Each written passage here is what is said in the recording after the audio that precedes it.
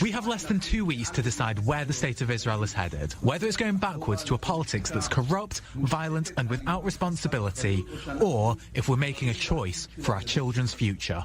At a post-holiday event Monday night, opposition leader Benjamin Netanyahu staying off stage to avoid having his picture taken alongside far-right politician Itamar Ben-Gvir and thus alienating centrist voters. With Netanyahu Tuesday... That's some coverage on Israeli news lately as we're coming down to the last week of campaigning ahead of Israel's next elections, which are set for Tuesday, November the 1st.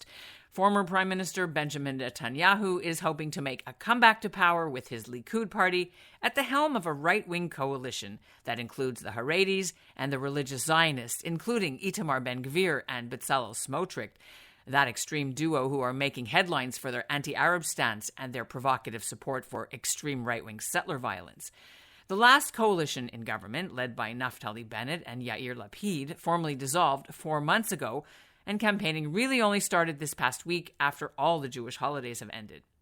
Among the people likely to sit in the next Knesset is Danny Danon. He's a longtime Likud party veteran. He served in the Knesset for years under Netanyahu in cabinet, but he clashed with him once too often. He even ran to replace Bibi as leader twice and was unsuccessful. Netanyahu sent Danon off to New York to be Israel's ambassador at the UN for the last 5 years. Danon is back now. He says he worries that many Israelis are so fed up with having 5 elections in 4 years and not seeing a government that can last that they just won't bother to show up to vote this time. No, I think I'm not worried about that we will lose, the law and order or the character of Israel as a strong democracy, but I'm worried that more and more people will not be involved in the process. I'm Ellen Besner, and this is what Jewish Canada sounds like for Monday, October the 24th, 2022. Welcome to the CJN Daily, a podcast of the Canadian Jewish News, sponsored by Metropia.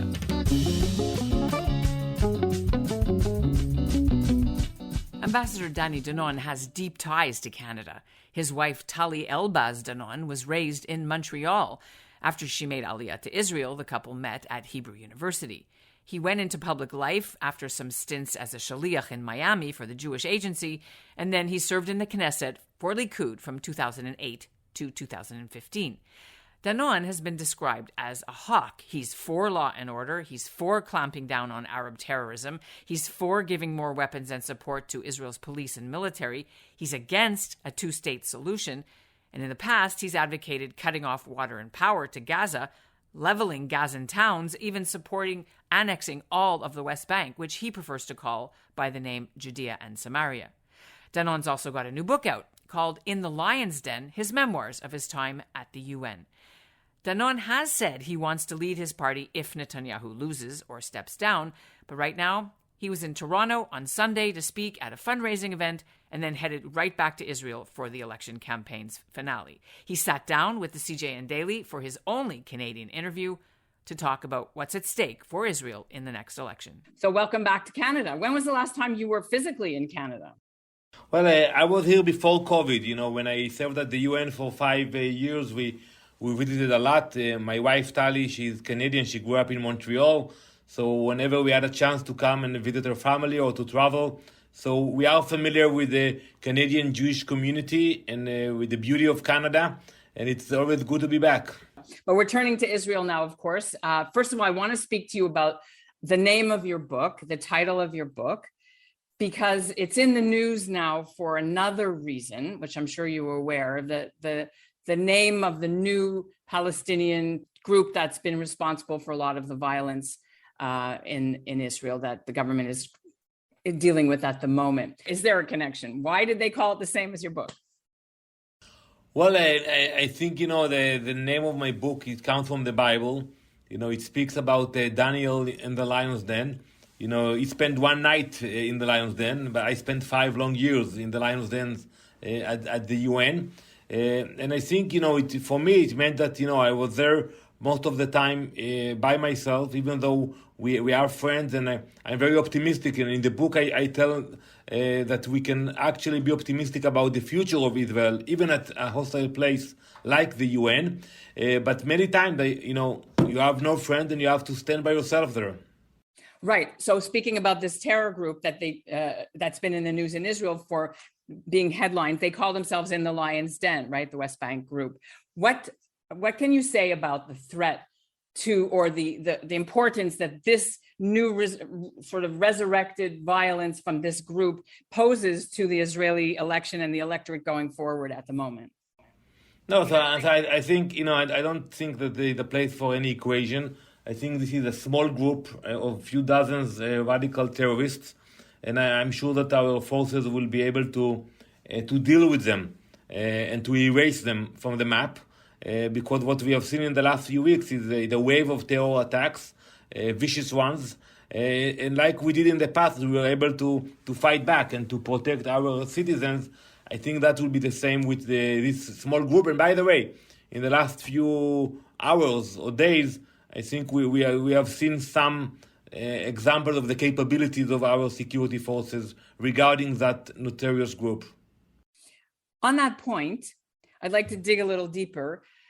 The wave of terror is coming as as Israel's heading to the polls. How much do you think that plays into the growing support that we see for the right-wing parties that are with Itamar Ben-Gvir and Smotrich and that kind of move of Israel's politics to the extreme right? Well, I'm sure it affects the elections. I hope that the next 10 days will be quiet and peaceful. But if, God forbid, we will see more terror attacks, I'm sure that you will see more people shifting more to the right. And it goes both ways. It means that people from the center will shift to the Likud, and people who support the Likud will shift to the religious Zionist party. You're number 15 on the list. So what position are you hoping to get? Are you hoping for foreign minister because of all your vast experience now? Well, first, I hope that we will win the elections. One of the reasons I jumped back to politics is to support the party and to win. The last thing we want to see that we're going to have to go to another elections. So I'm not concerned about my personal ambitions, and which position I will have in the future government, but I care a lot about the fact that we will have a majority, and that will not be a place that we're going to have to go for endless cycles of elections. I'm worried about the future of the democracy in Israel, and I think we are now in a chaotic situation, and I hope that we'll be able to solve it after the upcoming elections. You mentioned that you're worried about democracy. What does that feel like to you? What does that look like to you? The voting patterns in Israel, when you look at the numbers, are very impressive. It's not mandatory to vote in Israel, and still it's one of the highest percentage of participation in the world. So I'm worried that people will lose their confidence in the system. It's called, election fatigue, right? Or they get disillusioned because nothing's going to change. It's going to be the same and same. Yeah, if we talk about the campaign, which I'm very involved in, one of the things that we analyzed that the last time we had a lot of people, hundreds of thousands of voters who supported the Likud party, but they didn't go to vote. And one of the things we are doing now, we are actually approaching them and encouraging them to participate in the process in these elections on November 1st. And what are you hearing from the electorate when you're there on the ground about their biggest concerns? Is it Iran? Is it the local, as you just mentioned, the outbreak of violence in the Lion's Den people? Is it Ukraine, Russia? What are they telling you, or something else? So I would point out three issues. One is domestic security. You spoke about it. Is a feeling of confidence in the security forces, and today the case is that people don't feel safe in Israel. Not only in the Negev or Galilee, but also in the center. And I think we have to deal with that. We have to empower the police. We have to give them more budgets. We have to give them support and actually allow them to do their important job. That's the first thing. The second issue is the cost of living, which is, it's a problem worldwide, but in Israel it's more than anywhere else. When you look at the cost of the apartments and rental in Israel, it's outrageous. So people ask for answers on this housing issue. And the third is more vague, but it's connected to national pride. People want to feel strong and safe in Israel. Basically, I'll give you the example. They want to be proud about raising the blue and white flag, because the feeling they got in the last year that some of the radical Arab parties became stronger, and they felt that it's on their expense. You mentioned in another article that I read that right now people are more interested in making peace in the neighborhood than worrying about the Palestinians. And it's been a strategy that the Israeli governments have pursued over the last few years, including under your mandate in the UN. I wonder if you can just go and explain that a little bit more, and if it's still true today. Yes, I want to clarify. What I write in the book about is a new paradigm, that in the past, the paradigm was that first we have to solve the problems between us Israelis and the Palestinians, and only after we can achieve peace with our moderate Arab countries. I remember, discussing with Secretary Kerry, and he was very clear when he said, you will never, never, never achieve peace if you want to solve the conflict with the Palestinians before. And he meant with the Gulf countries. And we proved him wrong. We proved the paradigm that it was not correct, and we actually have a new paradigm now, that we build bridges with many Muslim countries, and hopefully they will be the one who will actually help us to achieve peace with the Palestinians. In the book, you actually mentioned, but didn't mention the country, that you took a lot of credit for some meetings at as a donor's house or some Jewish guy in New York, where this sort of spark started with one of the Muslim countries that Israel now has relationships with. So do you want to tell us more about that? Are you allowed to reveal more about how that happened and ended up being the Abraham Accords? So I would say that, I met many Muslim ambassadors and leaders. I'm still in touch with many of them. And I always push them. I tell them, listen, let's do it public. Nothing will happen to you or to your country. On the contrary. And it was a real, interesting debate. With few of those countries, we can mention the names because we signed agreements already. The UAE, Bahrain, Morocco. But with the rest, it's still behind the closed doors. And I'm optimistic. I think that one of the things that I will promote if we will get to form the next government is to renew the momentum of the Abraham Accords. Basically, we will approach Biden's administration and our friends in the region, and we will try to continue with more countries in the region. I think it's feasible.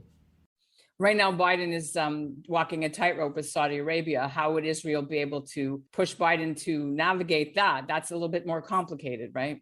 It is, but I think it will serve the interest of the U.S. also, to have more stability in the region. I agree with you, it's not as simple, but I think it will support the Saudis, the Israelis, the moderate Arab countries, and I think it will be the interest of the U.S. and the Western superpowers that you will see another strong country joining the Abraham Accords. Speaking of not walking a tightrope, Israel, of course, under Lapid has walked a tightrope with what to do about Ukraine, Russia.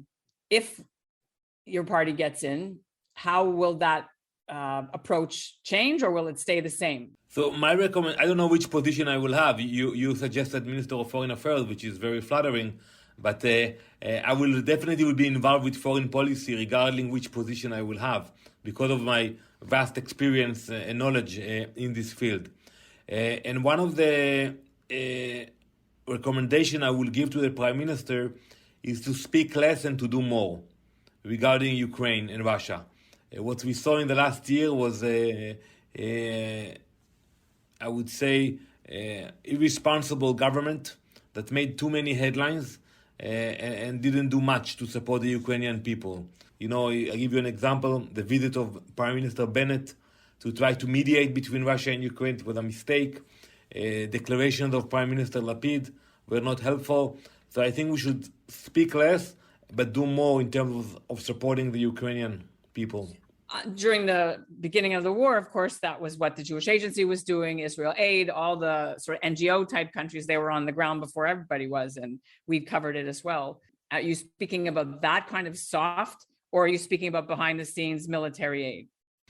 No, so I wouldn't go into like making declarations, but I don't think we will get involved militarily in Europe. I think Israel is a small country, 9 million people. We have a lot of complex issues in our region, but definitely I think we should and we can do more in terms of supporting the Ukrainian people.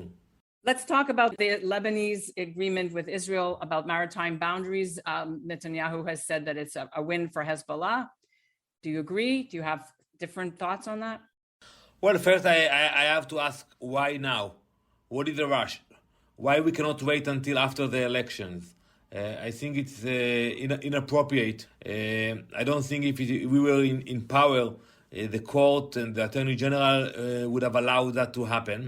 And I think once you negotiate under pressure and you're in a rush to sign something, you make mistakes. And that's exactly what happened. I think Lapid made too many mistakes and we gave away too much to Hezbollah and to Lebanon. And it's a bad precedent, not only in terms of the value of the assets and the money we lose in the future, but also in terms of the way Israel is being perceived by other forces in the Middle East. We have a similar dispute with Cyprus, with Egypt, and with Gaza about gas offshore. And once they saw what happened with Lebanon, it's going to be bad for us in the future. What about Iran? Iran is advising Moscow now on how to shoot drones into Ukraine.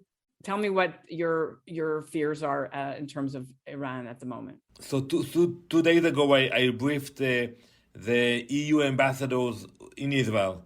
And I told them, when you see what's happening today in Ukraine with the Iranian drones, it's about time you stop the negotiation with Iran. And I think now it's time to think about other options of isolating Iran, applying sanctions against them, and finding another way to control the race for nuclear capability. But the agreement is a bad agreement. So I don't know. From what I hear now, the agreement is still there, but it's not going to be signed in the near future.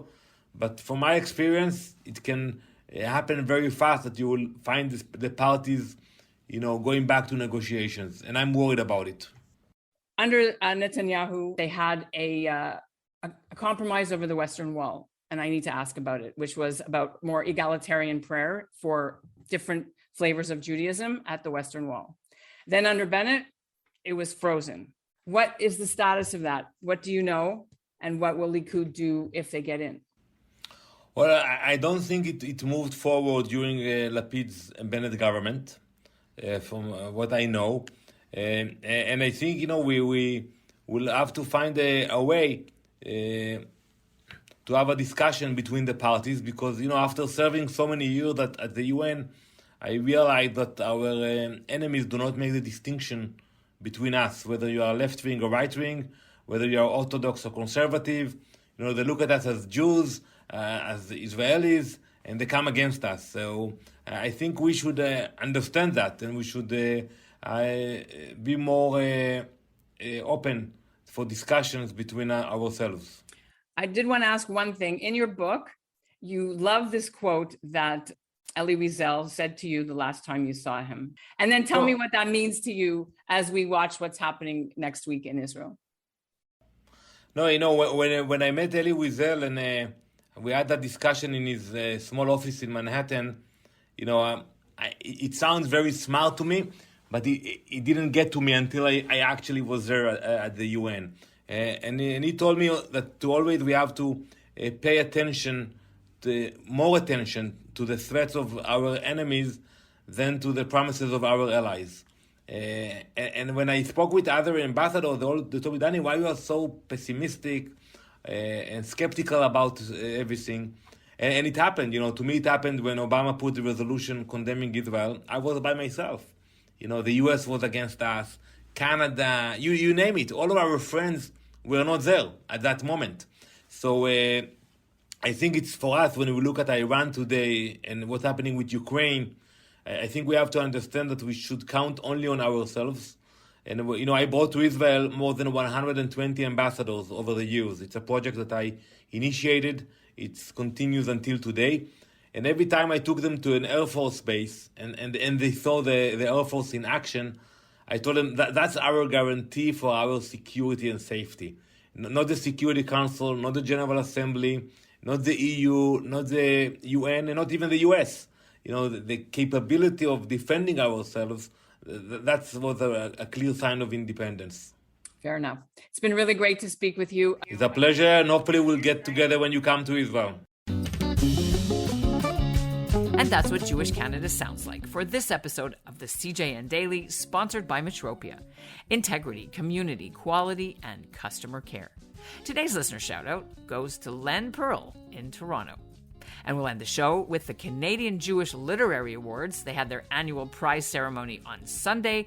The 8 best Jewish books you should read this year. Organizers said they had the most entries ever to choose from. We put the link to the books and the list of winners in our show notes. And we'll end with Joanne Levy. Her teen book called Sorry for Your Loss, which is about grieving and death, was one of the winners. Writing is so often a solitary endeavor, and even after you publish a book, it can feel like screaming into the void. So receiving an honor like this is very validating, and to receive it for a book that is so personal makes it even more special.